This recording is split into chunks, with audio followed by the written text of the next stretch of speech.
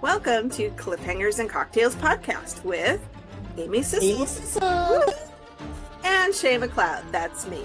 USA Today best-selling authors of paranormal women's fiction, among other things. Brought to you by the Caftan Coven. Today is part 2 of our chat with Clark Rowenson about world building in speculative fiction. It was such a good interview and so much information we got from our interview with him that I just split it into 2 parts. But today we are specifically going to be looking at the evaluation he did of Shea's novel, which is entitled Potions, Poison, and Peril. Yes. Did I get it right? Yes, you did. Yay! We'll also have our usual witchy things and some general shenanigans, because that's just how we roll. That is how we roll, definitely. So we're going to start this off with an affirmation that I pulled out of the ether. With your heart. With my heart. I am allowed to ask for what I want and what I need. The first step to opening up to abundance is to understand that you have the right to ask for your needs and wants. So, yes, you deserve it all. You absolutely deserve it all. And that's really hard, especially for a lot of us women. And because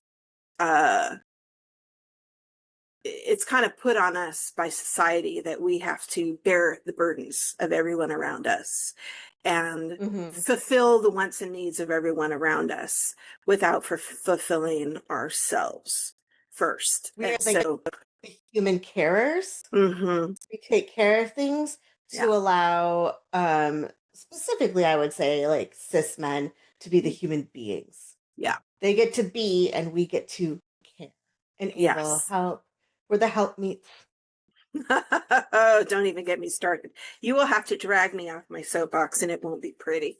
So I love your, if you're not watching this, she is giving a very Handmaid's Tale sort of expression right now.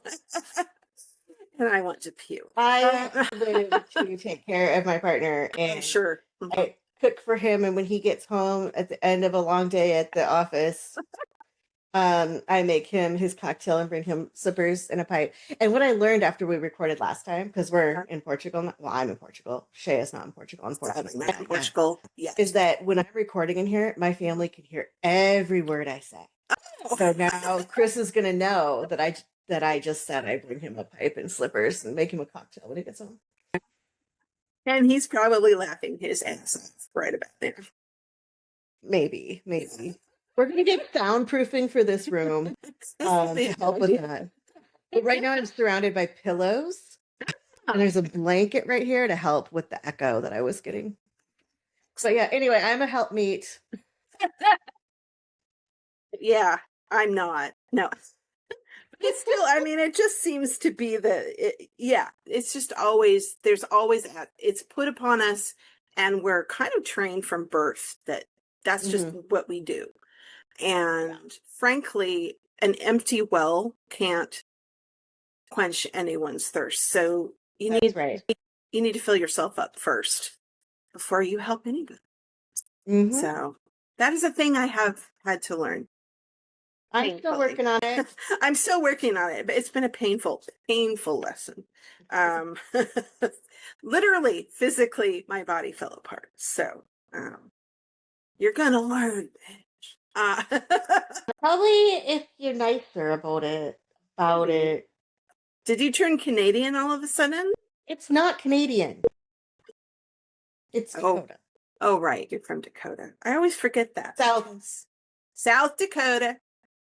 Let's be Pacific. Slightly better Dakota. Slightly better Dakota. Hello, South Dakota friends who listen. I love you guys. So moving on. Moving on. Okay. Yeah. So what are we going to talk? What's our topic today? Well, we're going to talk about the harvest moon, which is scheduled for.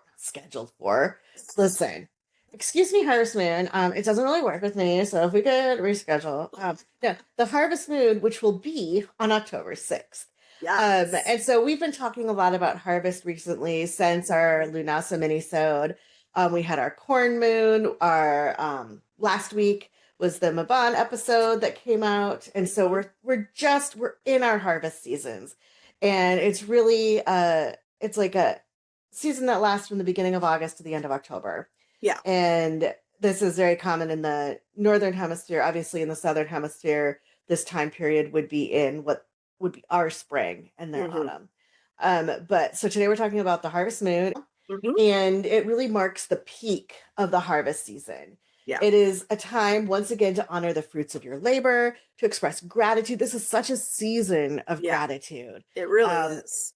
it like not that we shouldn't be grateful all year round, but this is the season of gratitude when you're grateful for everything, the abundance that's come to you, Hmm. whether it's the harvest, the literal harvest, Hmm. or the harvesting of what you have planted spiritually, emotionally all year. Hmm. So this is also a good time to release what no longer serves you, what no longer reflects who Yes. you are and who you Right. want to be. Yes, because If you that's where just it's going. Yeah, and we're going into that dark season where it's more of an introspective time, and so it's a good time to release that baggage. Mhm. And we just And had the Oh, no, I I was was gonna say, the oh, you go eclipse. first. We The just had the eclipse. eclipse, and you were going to talk about that. Yeah. I wasn't. Oh, you weren't. I wasn't. No. I was gonna. I mean, technically, kind of. I guess. But the new moon is such a great time to like start building things that you want Hmm. to come into fruition. And then when you get to the full moon, it's a great time to look at what has come into fulfillment and what you Hmm. want to let go. So this Yeah. harvest moon is like not only that kind of full moon where it's time to let things go, it's that time of the year as well. So it's like a Hmm. double letting things go. It's just this big So old it's a circle that very keeps on important turning. time.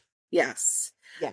It's really, yeah, because sometimes you may have wanted to manifest something in springtime when you were planting your intentions or whatever. And you realize when you get to this point in time that maybe your priority has changed. Maybe your vision has changed and you want something different, or you want it in a slight, you want it to look a little bit different. And so, Hmm. or you've had a new opportunity come up that you want to focus on. And so this is that time to sort of reevaluate that and just be like, acknowledge that, okay, things have shifted. And now I'm going Hmm. to let that old vision go and focus on the new one. So it's just a really good time for that as we're going into that dark season. It really does. It's the culmination of the year of Hmm. everything that we planted in the spring. Hmm. It's time to pause in your life Hmm. and honor what you've done for yourself, what you've Yes. created for yourself. And it's not time to be like, "Ooh, but I thought I'd do more," or I could have done Mm-mm. better. It's never, first of all, it's never that time. No, it's never that time. Um, it's time to give thanks to your body and your mind and your spirit for what you have accomplished. Hmm. And Absolutely. I think it's always better to look at things that way. You're like, oh, I didn't do this, this, and this. And you're like, but I did do this and Yeah. this and this. Yeah. At the beginning of the year, when I was creating my manifestation board for 2025, I can tell Hmm. you one thing that was not on my board was moving to Portugal. Well, Um, you had Portugal down the road. yeah, Yeah. that was supposed to be next year, but things shifted in a way that it became imperative for me and my family to go. And so here I am. And so this is the time where I have to look back at like what was I trying to accomplish this year? What did I think I was going to do? And not be like, "Ooh, I didn't do that," but like, Yeah. "Ooh, do I need to do that still? Do I Right. want that still? Or do I say this is what's coming up next?" Right. Exactly. Because now we're honoring what we have before we turn our attention towards introspection and Hmm. preparation for the next turn of the wheel. Hmm. And if you're like me, like ever since I started having this chronic pain and being reduced in what I could do, I was really very focused on, oh, but I didn't do this and I didn't do this and I can't do this that I used to do anymore. And so it's really been helpful for me. And maybe if you're like that too, this will be helpful for you. Is I started weekly at keeping track of everything that I do, at least insofar, mostly for my writing career, because that was what I was focused on going, oh, but I didn't, but I didn't, but I didn't. So I started keeping track of, I wrote this many words this week. I did this much rewriting on this book, this much editing on this book. I sent out this newsletter. I did this thing. I did this marketing thing. I had this Zoom call. And by the time I get to the week, there's this big old long list of all these things I did. And I'm like, how did I even get all that done? And That's amazing. yeah, it's been such a change of attitude and such a change of mindset for me, because I'm now looking at this going, I actually got a lot done and I'm really excited, and it makes me feel good and accomplished and excited about my work. So I really strongly encourage, if you're struggling with that, the I didn't itis, that maybe you make a list. You don't have to do it every week. I do it every week because that's my personality, but maybe just for one week. I'm 1 week, just keep track of everything you do. And you might be surprised at how much you get done. So It's such a struggle for me to make that shift because I tend to be like, oh, here are the things that I missed. Here's the things, because I would put together these checklists that would be like so big that my arms don't even fit on the screen and get overwhelmed almost immediately and be paralyzed. yeah. And it's something that I've really been working on. Last autumn, I went through a horrific period of depression. It was probably one of the worst periods of depression I've ever had. And it got to the point where I'd be like, oh, I took a shower today. Oh my God, I have cooked a meal. And that's an amazing thing to accomplish when you're like in a depression like that. Like, and also things that you take for granted sometimes. Right. And also, like, if you have chronic fatigue, if you have chronic pain, if you have some kind of disability that, prevents you from doing a lot, sometimes just getting out of bed is the biggest accomplishment you can do. And if that's all you do all day long is get out of bed, you are killing it. So don't minimize your accomplishments because you don't think it counts in the general world. Right. It's what you accomplish for you. Absolutely. 100%. You're also allowed to celebrate every little thing, no matter how small it seems. Wait, does that mean I should up my champagne budget? Absolutely. And awesome. you can tell Chris I said so. I will let him know that you said I had to. Yes. It is necessary. So moving along. What energy are we getting? We can go way down a rabbit hole. So as we always do. Do. The energy of the harvest moon is so fantastic. So there's a lot of confidence.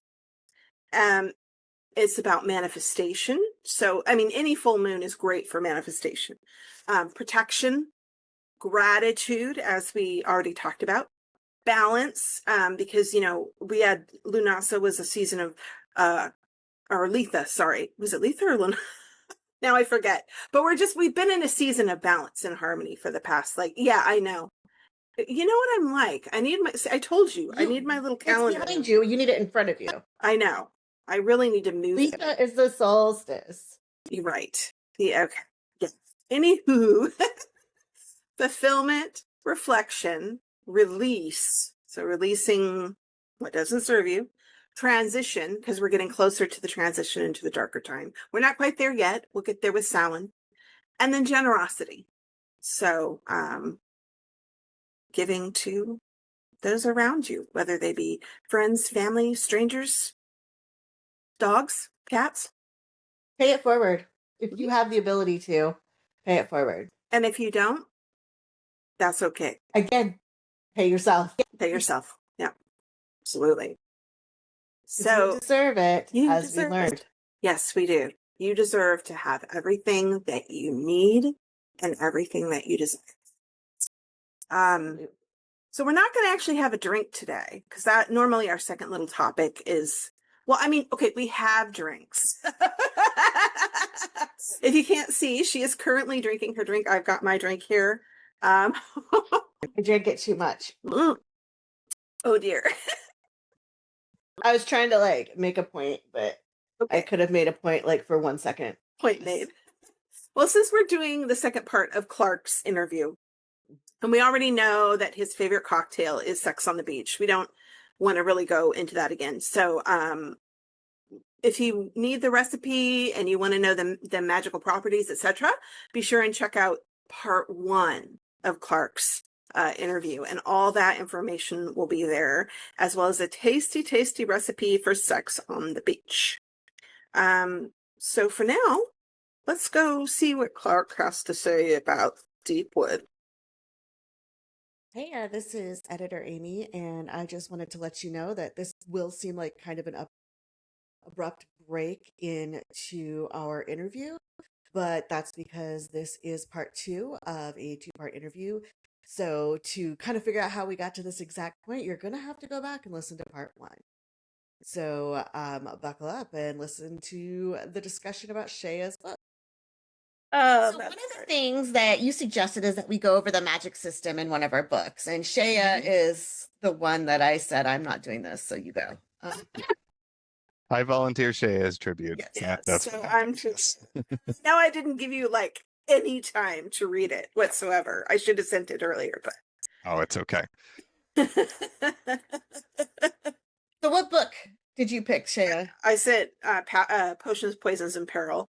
Oh, that's right. The first book of the Deepwood Witches Mysteries, which is the one that has started out as a paranormal romance spin-off of my urban fantasy series, and then wound up rewritten into a cozy mystery, and now is part of my cozy mystery world.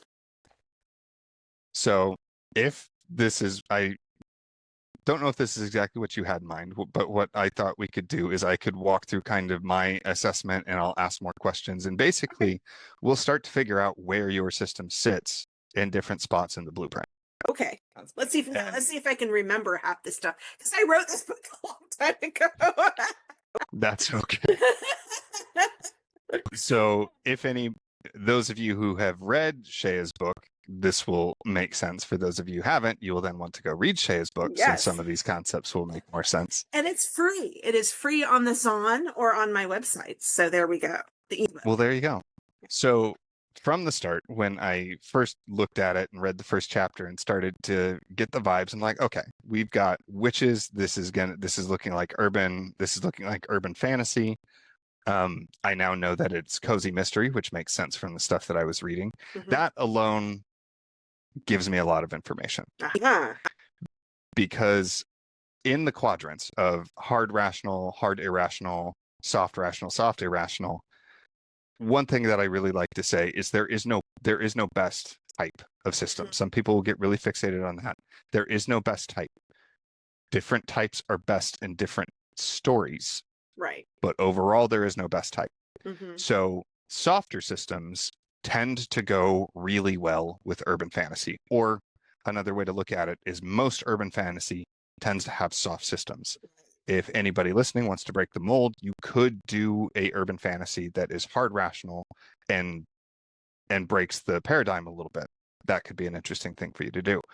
But a lot of urban fantasy sits on the softer side. Because so the hard soft spectrum is all about what percentage of the system is known or understood. And that can be known or understood by you as the author, by the reader, by the characters. That's another thing about the blueprint, is the settings on the blueprint will vary depending on the perspective you're analyzing it from. Right.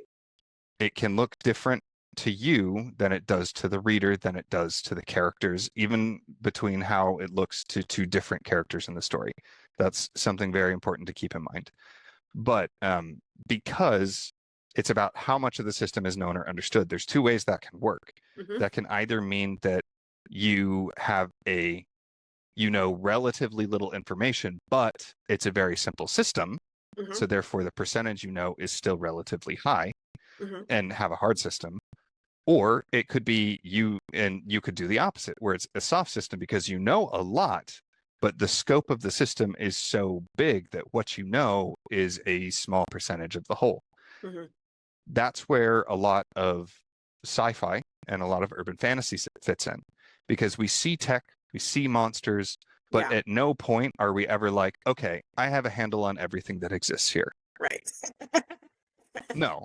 No, not even close. Which is really useful in its own way, because then when new stuff shows up out of the blue, it's not jarring. We anticipate that as part of the system. We know that there's unknown hidden portions.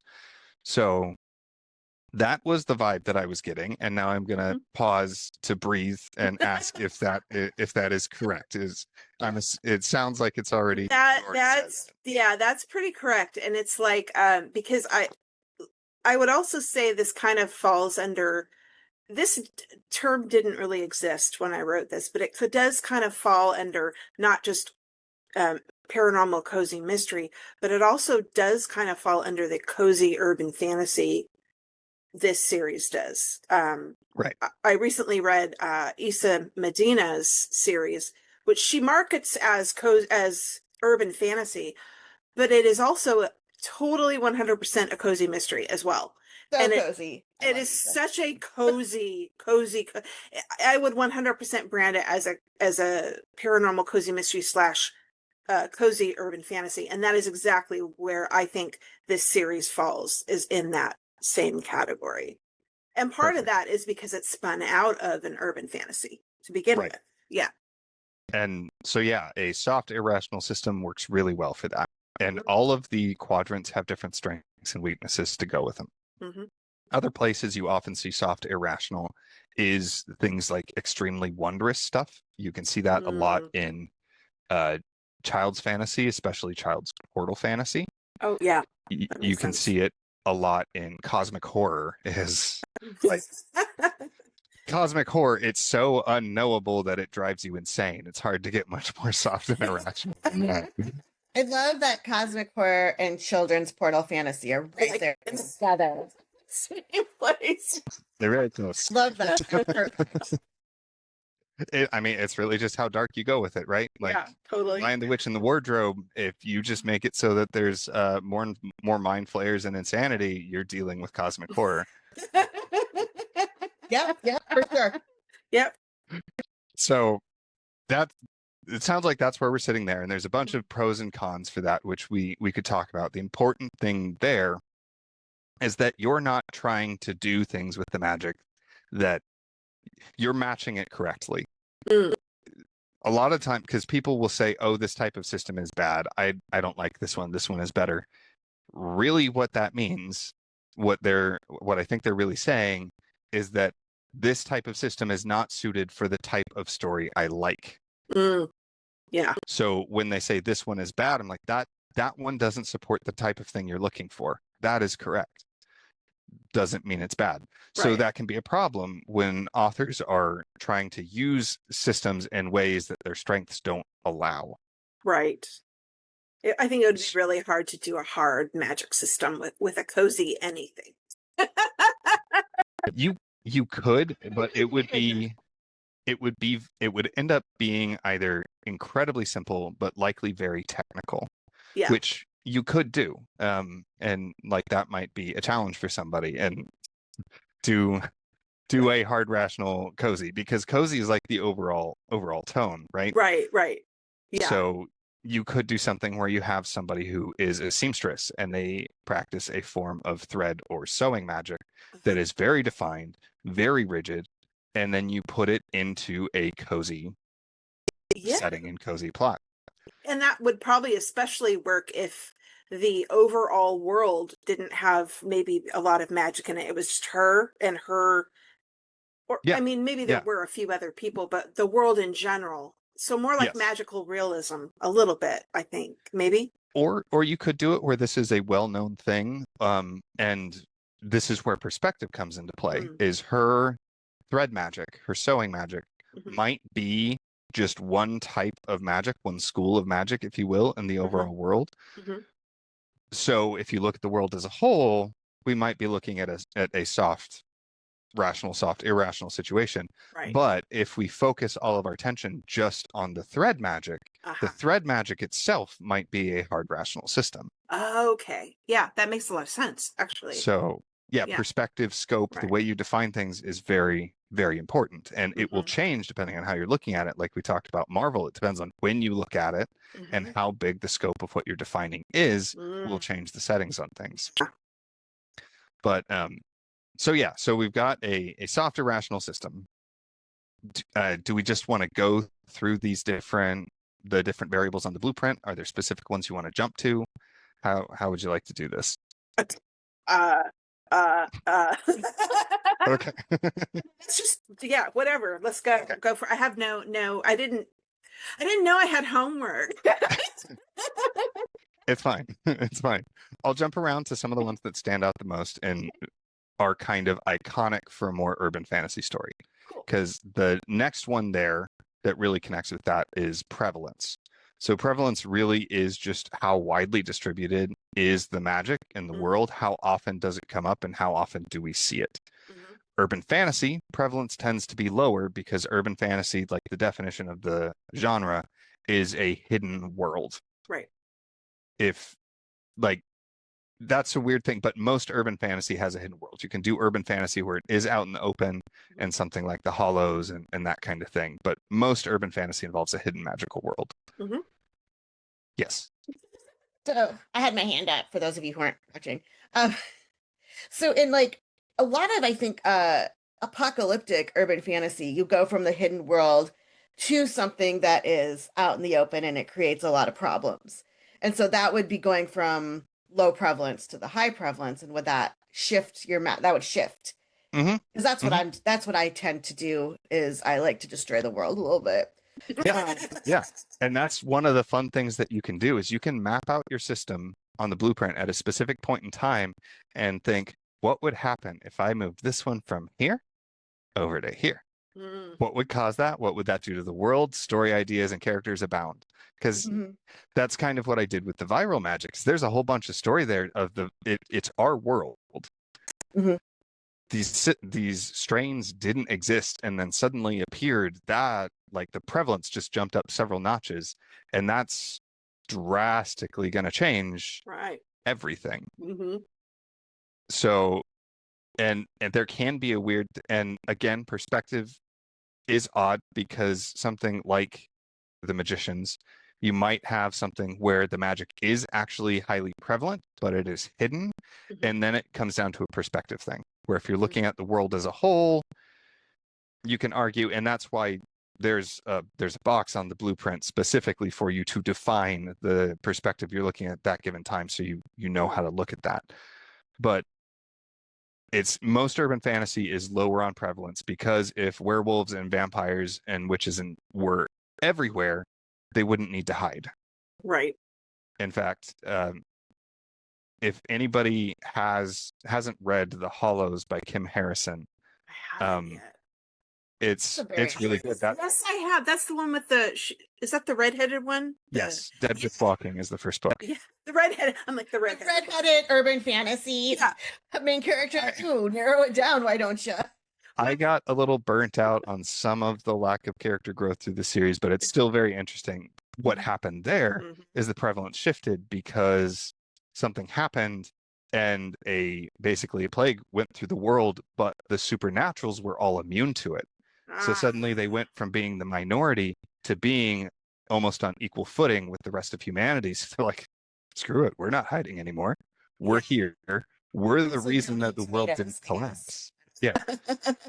They're like, we're the reason the world didn't collapse while we recovered from the plague, and we're not going back in the shadows. So suck it.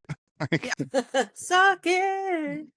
I have another series called Season of the Witch, which is like a paranormal women's fiction midlife, but it's also cozy mystery. But I decided after I wrote it that it was actually in the same universe, but it's different because the town is hidden from the rest of the world and everyone in it is supernatural. So that, I guess, takes it kind of to a hard, except then I did where it's from the perspective of one witch who doesn't get her magic till she's 46. So she knows fuck all about any of this and she's learning and everything is new and weird. So I went all the way back to soft. Right. But it is soft rational because she may not know the rules, but she knows there are rules. Right. There And then are it's about her rules. going and sorting them out. Whereas the world as a whole, that was more of a hard rational system. But in that one, again, talking perspective of the town, Uh-huh. prevalence was high, prevalence was Yeah. maxed out. But Yeah. then if we looked at the world as a whole, prevalence was probably still very low. It's still low because it's the same world. It's just I decided to make that there were some towns in the world that were strictly for magical people and were cut off from the rest of the world in some way. And then there were towns where a lot of magical people live, but they live kind of in hiding amongst humans. Yeah. Yeah. So yeah, it's still the same number of magical people, supernatural people. It's just depends on the town that they're in. Yeah. And the prevalence and the views and knowledge of the system is then going to impact how people behave and what they do, right? Because it could be low prevalence, but it's out in the open, and the people with the magic are rock stars or are pariahs. Like, you can go any number of ways with the same setting on the prevalence track. But that was my guess, is since it was this urban fantasy vibe, I was assuming it was going to be lower prevalence. Definitely. So I'm jumping around all over the place. One of the others on here is I don't think Flux. We can talk about Flux later if we have time, but that's not probably going to be super relevant to the story that you have. One of the other ones that's very interesting. Well, we'll jump to transference. So transference is all about how easily the magic can be obtained, stolen, or handed off. Can you exchange it? You have this ability to do this magical thing. Can that ability be moved between people? Depends. And the easier it is to move it between people, the higher the transference. Most tech is high transference because you pick up a gun, easy. Exactly. You take over a spaceship, no problem. Exactly. So a lot of more magical stuff, especially like werewolves and vampires, that's lower, maybe medium low transference, because transference does happen, but it's complicated and it's a big deal. With witches, that often tends to be lower because you're born a witch. Right. They might have specific things they can do, like charms and potions and some things that they can hand off, but largely it's low transference. They can make some specific things, but in the scope of things, those are usually relatively minor, right? The charms are not as powerful as the spells the witch can do on their own. The potions are not as powerful as the things the witch can do on their own. So again, with those combined, urban fantasy often ends up sitting around medium low. Yeah, I would say, I mean, I've also have in my world types of supernaturals that can take someone's power, or they can take someone's life force, like similar to a vampire, but it's not really a transference of actual magic. It's more of a transference of energy and power. So, and they can do that because typically that's part of just who they are, like a succubus or an incubus.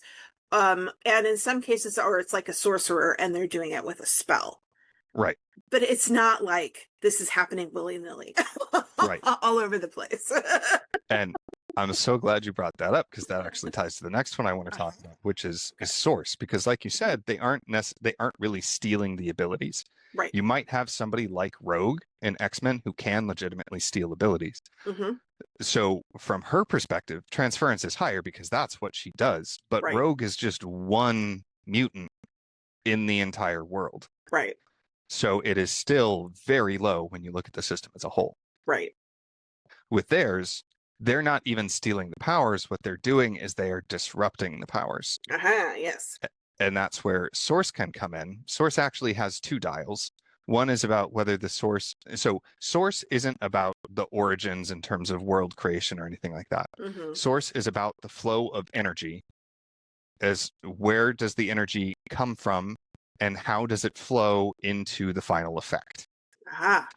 So if I am going to produce a fiery explosion, Does the power for the explosion come from a soul crystal that then gets transferred through a magic item to then create the thing? Or is the power entirely embedded in me? Maybe it is a soul crystal embedded in my chest that I draw energy from to then cast the fire. Or it's just my innate powers within me that I become weary and drained. It might be my life force where every time I do this, I age. So that aspect is internal versus external. And I love what you brought up with the succubi and incubi and probably some demonic sources that can rob people of their powers. Yeah.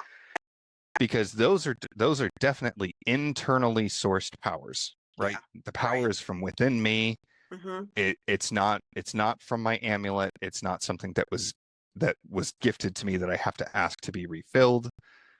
I have it. And they came in and they mucked it up, which is less common with internal sources. That's one of the big things with external sources is usually external sources are easier to disrupt and cut people off from. Right. You steal the amulet or whatever. You steal the amulet or alamance. You make it so that they can't get more metals. Like no metals, no magic. Right. So if you have something that's along those lines of saying no blank, no magic, it's might be an external source. It's likely one. Then the other one is about how the well of energy works. So we've determined whether this well of energy that fuels the magic is internal or external to the user. The next one is how that well works. Is the energy source infinite? Is it finite? Or is it renewable? Most commonly, we see renewable sources because that's a really easy balancing act and something that is really easy to hand wave. Of there's an internal energy reserve, which as a storyteller means that they can run out of it when I need them to run out of it, as long as I give enough justification for why what they were doing was very strenuous. Right. Either they've had a very long day, they were pushing through a ward. I can just make up a reason to be like, this took all their reserves and now they're done and I have to find other solutions. But you didn't, it's renewable. So a day or two later, they will have it again. Right. Yeah. Finite, when you use it, it's gone. Infinite is it's just that. I can use it as much as I want. There might be repercussions from me using it, but I can use it as much as I want. Which I just finished reading the Greenbone saga. And I always forget her name. Amy, you can look it up. I love how you know that that's what I'm doing right now. But that's a very interesting one where they get their powers from jade. And the power is infinite. When you have the jade, you can use the effects as much as you want. Like you start damaging yourself because you are flowing the energy through yourself. Yeah. But the power source is infinite. You can just keep using it until you break yourself. You're like the wire in the fuse. You will melt and short out before the power source does. Okay. Yeah. So that was a very interesting one. I don't see a lot of infinite sources in books. I'm trying to think. I kind of have this I would say Amy. Mine's more renewable. Yeah. Yes, Amy. Fonda Lee. And apparently I already own this book on my Kindle and I just haven't read it yet. It's really good. Okay. And it's the Green Bone Saga. That sounds really interesting, actually. And so I'm going to just. The first one is called Jade City. Oh, Jade City. Okay. Jade City. Okay. So I am excited to read that. All right. Even from what I read of your book, Shea, I'm guessing renewable is likely what it is. It's renewable. I kind of when I did the urban fantasy series, I kind of did a thing where it's similar to like Reiki power, Reiki or whatever, where you're tapping into the universal energy. So it's infinite, but we're humans, so we can only hold so much at any given time. Even if we're supernatural, we're witches, whatever. So that kind of transferred. So there's not really any big repercussions for doing magic, but because it's literally like a living part of them, like they're literally just attached. It's easier for them to channel the source energy than it is for like an ordinary human. But like literally anyone can channel source energy, kind of like quantum. Right. It's all quantum. But it's but witches have this just natural ability to channel it into actual action. And from what I read, it sounds like basically, if we're going off the Reiki, you have your internal chakras, and your chakras can hold so much energy. When they do magic, you're draining your own chakra, which you then refill from the infinite well. Right, exactly. And typically, like, so there's no, like, they don't age or anything like that, but they do get tired if they do a big spell, like, whoo, that kind of took it out of me. I need to eat some cookies. You know, kind of a thing. But I don't have any big nasty, because again, I'm doing cozy. So, you know, you get tired and you eat a cookie is like really kind of my level of renewal. And that's why I need this cake, because I did a bunch of magic. No other reason. I did magic. There is no other reason that I need this cake. But yes, absolutely. That is my magical system right there in a nutshell. And that comes with a bunch of different things you can do. And that's great that you are looking at that, because the fact that you're doing cozy is going to impact how you're interacting with and how you're using it and what kind of repercussions you put in place. Yeah. Also, the type of character story that you want to tell is going to be important. Like, there's another one in here that's ease of use is another variable, which is how easy it is for a character to use to produce reality plus effects effectively and safely. Two very important words: effectively and safely. Just because you can blow up a building with the snap of your fingers doesn't mean it's easy to use if you kill yourself in the process, right? Right. Yeah. That's not real ease of use. Yeah, I would say for my witches at least, it depends on the witch and how good of a handle I mean, it takes practice like any muscle does.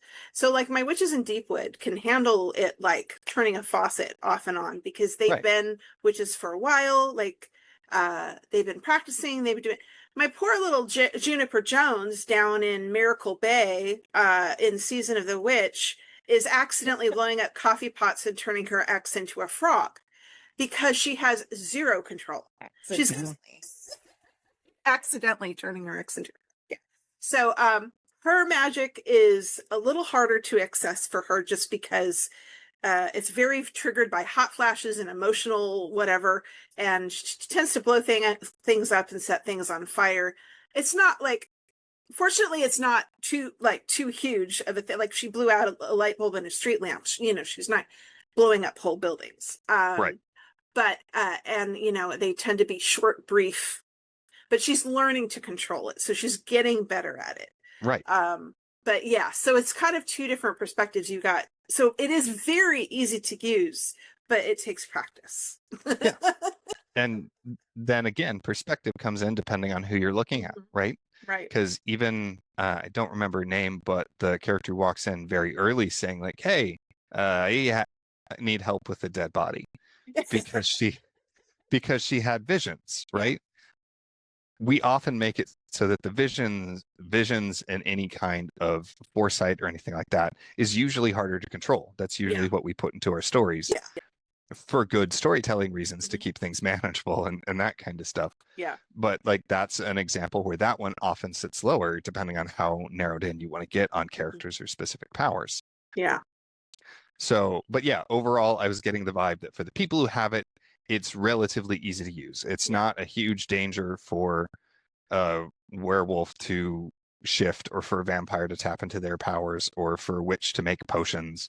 There's some danger inherent, but it's not like it doesn't have to be a huge plot point, right? I'm going to make a potion. I need to do a whole bunch of things to make sure that I don't kill myself in the process. No, it's nothing. Yeah, my magic system is again cozy here, so I'm not I'm kind of stepping away from the danger of using it. There's no real danger to it, other than I do have a portal system that they can access to travel. But only certain witches are guardians of the portal, so only they can access. And the danger there is you just get lost, like forever. But if you don't want to mess with the danger and that kind of stuff, you can toy with how easy it is to use effectively. That's the other Right. thing that you could mess with. Like, I think it's the Alcatraz series that Sanderson does. They have like these little knacks that are like really weird. And so using them in a way that is actually useful is difficult. It's not easy to use them, but making it so that I think one of the characters even can like shoot spaghetti out of their fingers or something. Like doing that in a way that is useful. I mean, I guess if you want spaghetti on the go, that's Right. very useful. Right. Never said it was edible or good though. Like I don't. Oh, So. Oh, well. But so like and that's one of the things that I always enjoy talking about this, and I hope that you guys and anybody listening is starting to see is how once you understand the variables, how you can play with them and tweak them to get entirely new systems, entirely new setups, entirely new stories, adding quirks into your existing stories. Like you make it so that you do have one character who you're doing cozy, but they want to do potions, but for some quirk, because of how they work, their potions are lower ease of use. Like they work, but then they disrupt your power for some time after. So then it becomes this catch-22 of like their potions are really potent, but you better not be planning on using any magic for the next week.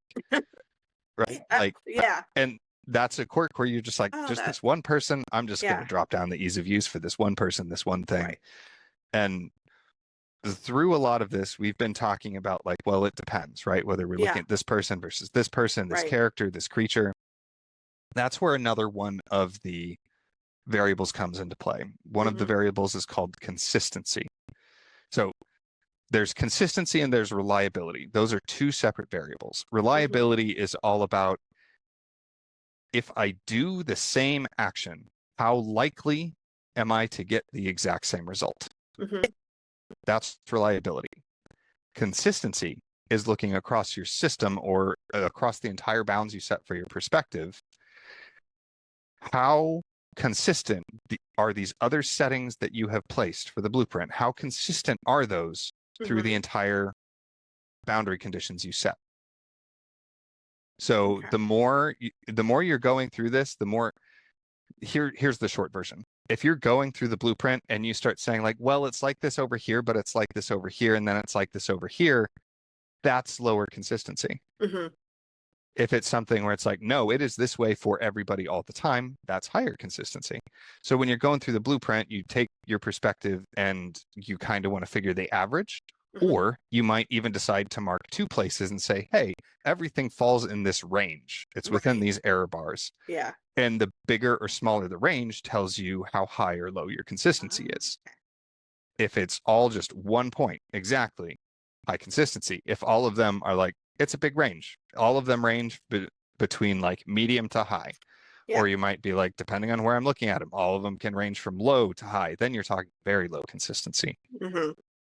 So softer systems, especially irrational systems, often have lower consistency because that's part of the rationale and that's part of what allows you to bring new things in without it being upsetting without it disrupting or countering the world or anything you've done so far and without upsetting your audience. Yeah, I would definitely say that. I mean, and again, it's like if Emery does the same spell, it's going to turn out pretty much the same way every time because she's over 100 years old. She's been doing this shit a long time. She knows what she's doing. But if you get JJ trying to do the same spell, the results may vary because she's brand new. She doesn't know anything about the magical world, and it's a lot of the magic is about focus and intent, and she doesn't have focus down at all. Right. What's the level of consistency if you have those rules set up where like the older you are and the more practiced you are, the better it is? Because then you have that rule that it's not just random. It's like focus, experience, age. It's not so it's not inconsistency isn't random. It's so again that part is reliability. And that's a weird one where these things ultimately are subjective. And the blueprint is ultimately a tool to help you understand how to integrate and how to see new ways to integrate new things you could change. So that's one thing that I say, because I have had people message me and argue about how I broke things down with different systems. I'm like, look, that's how it seems to me. If it seems different to you, then it's different to you, and that's fine because our perspectives are different. Mm-hmm. But with that one, what I would say is likely that the reliability is high, but ease of use is lower, because a need for knowledge or skill is tied into ease of use. Because it might be a thing where, like, this is very hard to this is very hard to use without decades of experience and practice. That's this decade. Well, in my system, it's not so much decades of experience and practice. That just helps. Well, JJ she's in perimenopause and she's got brain fog and hormones running amok. So she's got a couple of things going on there.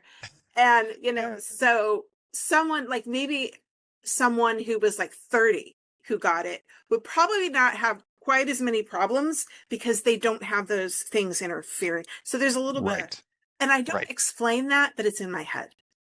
And that's where the perspective is important, because the magic itself is high reliable.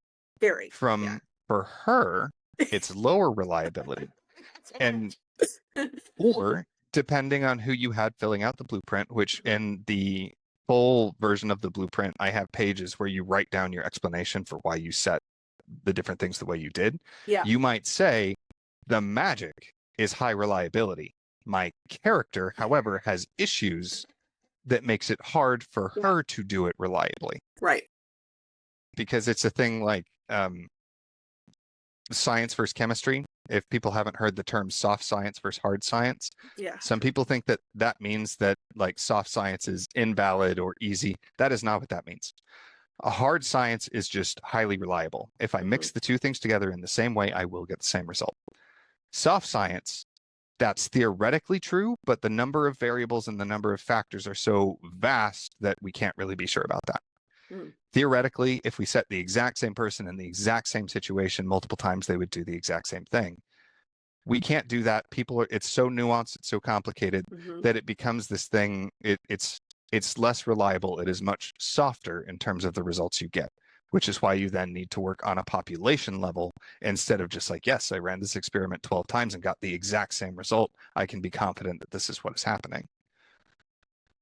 So it's like that. So that's something where a soft science is coming in and making it difficult for her to get the reliability out of a system that is itself reliable. Another example with that, again, going to chemistry, it's something that people don't always think about. You may know the chemistry, but then there's factors in your lab that you're forgetting to take into account.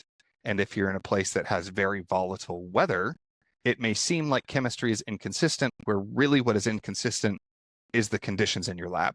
Yeah. That makes total sense. It's like baking versus cooking. Like, if you're not, like, you pretty much have to use the right everything with baking to get the right result. Yeah. But with cooking, you can go willy-nilly. And and the thing that people don't think about with baking is when they're like, you need to have the same everything. That can sometimes come down to you need the same humidity in the air and you need the same altitude. So there's so much you can play with this. Like, this is where I nerd out. I'm like, there's so many things you can tweak with, because that's a thing where the system, the Reality Plus, it sounds like, is reliable. Yeah, totally. Your character is having a hard time being reliable enough to get the reliable results. Yeah. This is all so awesome. So fascinating. I wish we could just talk for like hours. I know. But like I said earlier, I do have to go pick up more wine today. Yes. And then, we've been chatting for like an hour and a half, which is like super awesome. Is there something else that we haven't asked you that you want to share, that's something important that we haven't gotten to? This is both the good and bad of having me on a podcast, is I can and have talked about like any of this stuff for hours. So, but no, I've only covered some of what is in the blueprint. Really, what I hope you guys are seeing, and I want people listening to be thinking about, is, as we've talked about this, is asking the question of, what if I changed this a little bit? What if I kept the setting the same, but it happened that way because of this instead of this. And how quickly that spirals into whole different worlds, whole different stories, whole different characters.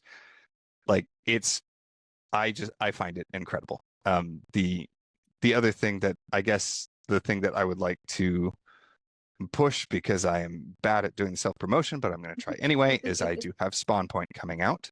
And I really, it is a lit RPG series.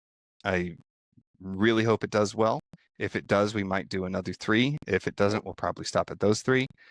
And then I do the coaching. Awesome. And I have a wonderful book. I have a link on my site where you can set up a consultation. Consultations are free. If you get what you need from the consultation, that's great. I am not here to extract money from people. So go spend all your money. I'm here to extract money from people on your behalf. Yes, we are here to extract money from people on your behalf. Go check out his website. Go look at his coaching, buy his books, pre-order his fiction. And we're definitely going to put all of that in the show notes, all the links and stuff.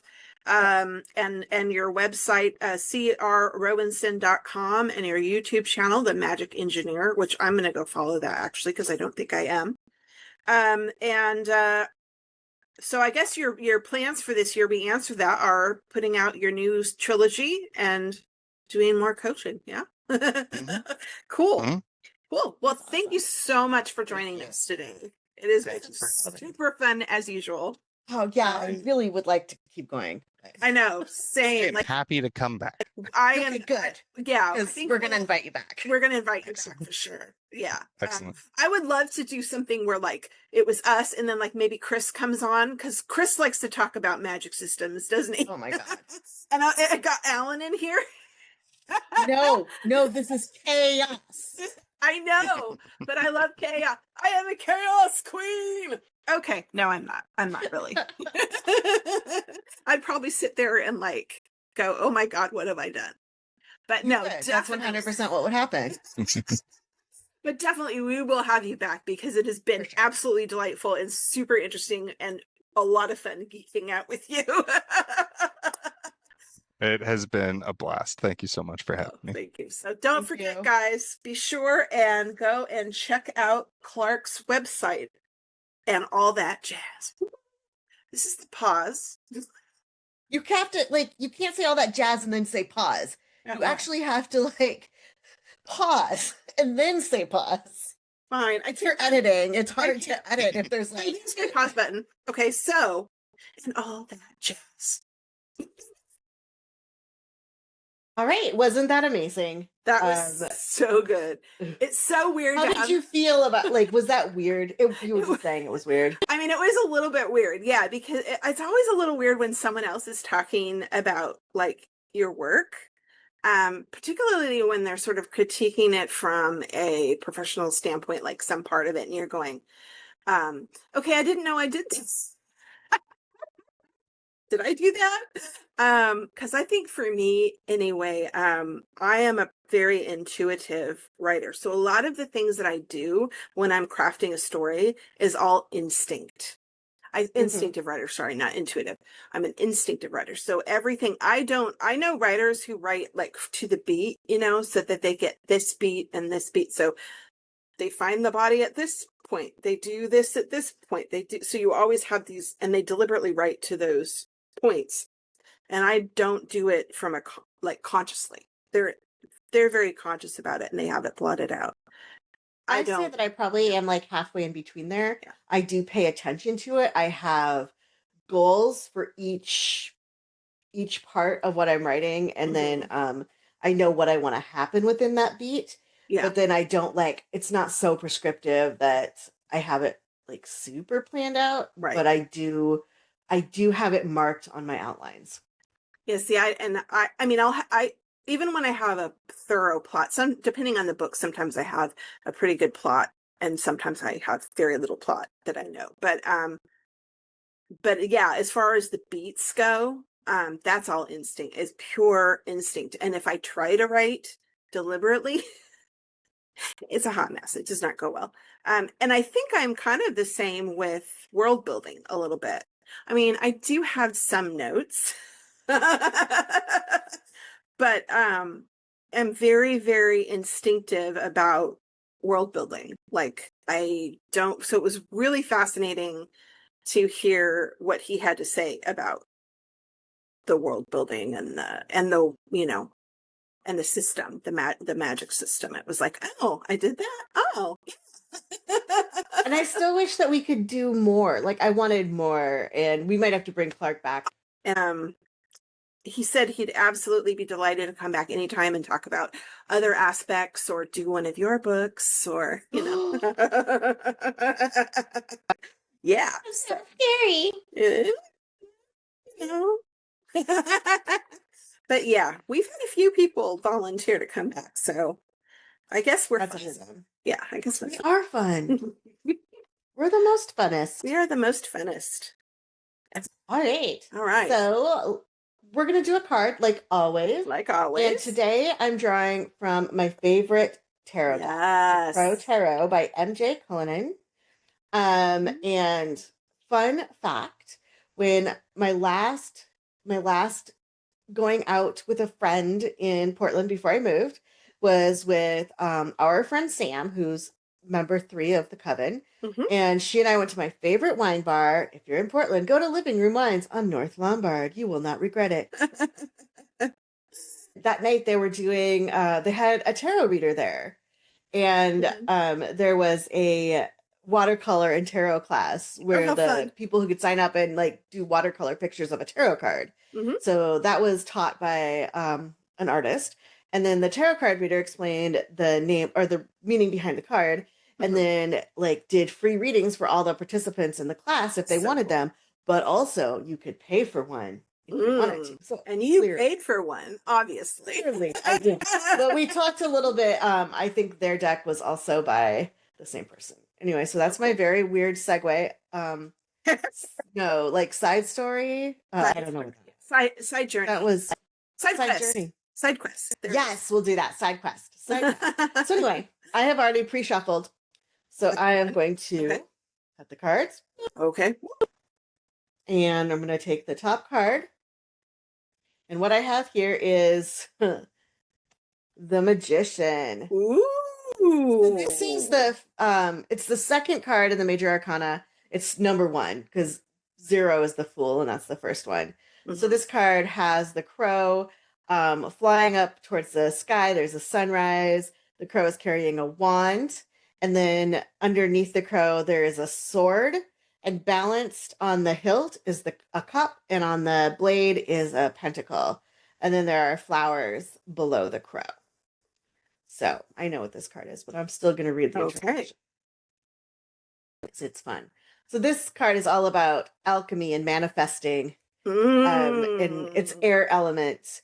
So it's connecting the physical world with the spiritual realm and pulling in the energy of earth, air, water, fire to create a spark for manifestation and transformation. Oh, wait, I feel like we had those words earlier today. How curious. The Magician symbolizes the first steps of generating success. He has the ability to carve out the desired path through difficulty using life experiences and a pure heart. I like it. So, yeah. Once again, the cards are echoing the day's theme. How interesting. Yeah. It's nice how that always happens for us. It's almost like it's magic. Thanks everybody for joining us today. We're going to put the Oracle deck information or the Tarot deck information. We're going to put Clark's information and all that good stuff in the show notes. So check them out. Don't forget to like, subscribe, share with your friends. If you don't want to share with your friends, share with your enemies. We will take all comers. Thanks for joining us today, and we will see you next time. Bye.